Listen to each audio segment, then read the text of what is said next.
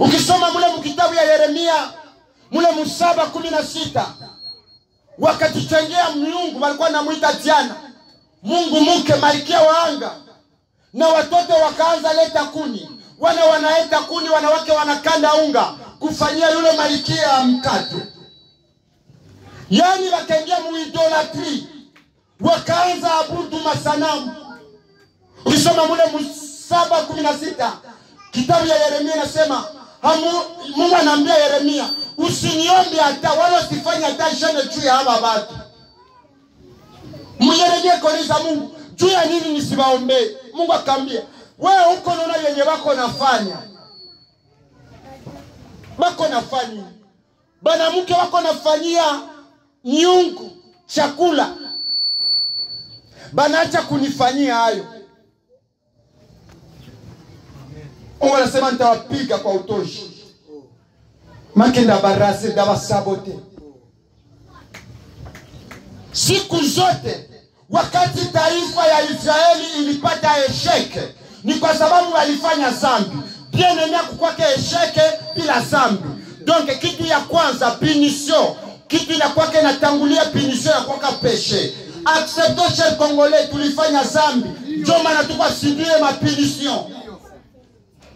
Yes. Amen. Hatuko na subir ma punition kwa tushe ndio barishe mpa kwanza mdunia. Ndio tuko na richesse, lakini tulifanya zambi. Mtu yako sahai haezi piga Israeli jamais. Mekia nini ai napiga Israeli? Akana aliiba vitu vya watu. Efe akana kuiba, Mungu akapiga wa Israeli. Mtu mmoja alifanya zambi, taifa mzima kakufa. Mamilioni ya watu ikangamia juu ya zambi ya mtu huyu. Mumoja. Bwana Yesu asifiwe sana. Bwana Yesu asifiwe sana. Yani ni kusema hivi, siku zote taifa ya Mungu ilikuwa katika vita. Kulikuwa zambi walikuwa nafanya. Kulikuwa zambi walikuwa nafanya.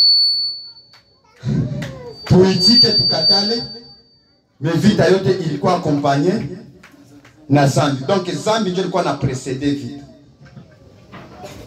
Na kuna siku Israeli ungipigaka ninasimama. Na watu wenye waliua secret ya Israeli, ava wapigane na Israeli walikuwa natafuta kwa wanamke, wanatuma wanamke, mwende muwaderanger wale wanaume bazini na nini. Haiwezekani tukwe na askari wenye wako na pia raia, kisha mtarajia ushindi kwa ile askari sawa wanaenda kupigana. Yes. Amwezi nisikia sai.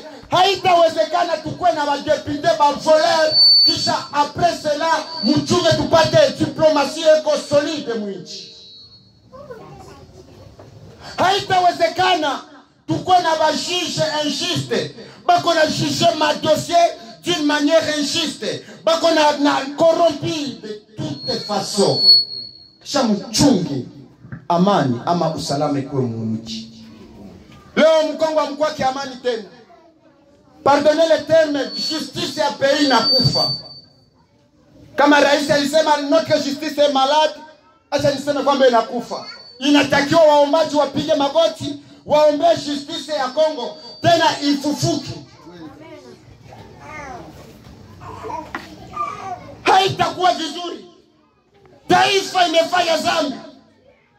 Na kama taifa inafanya zambi, resulta na kuwaka tu mapigo.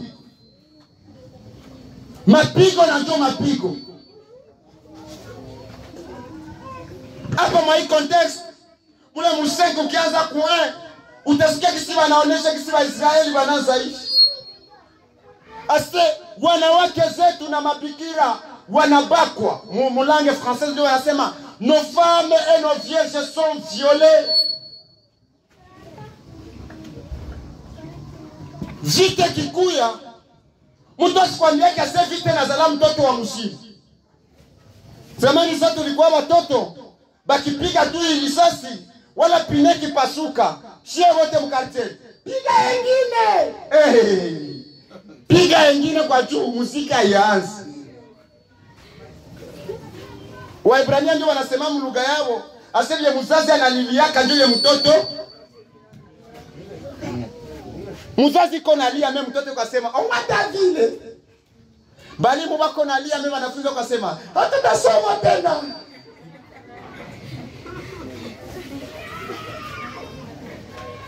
Amen. Bwana Yesu asifiwe sana. Amen. Kitu lileta malamentation, maombolezo kwa wana wa Israeli. Ile efe waliona ba mama wanabakiwa.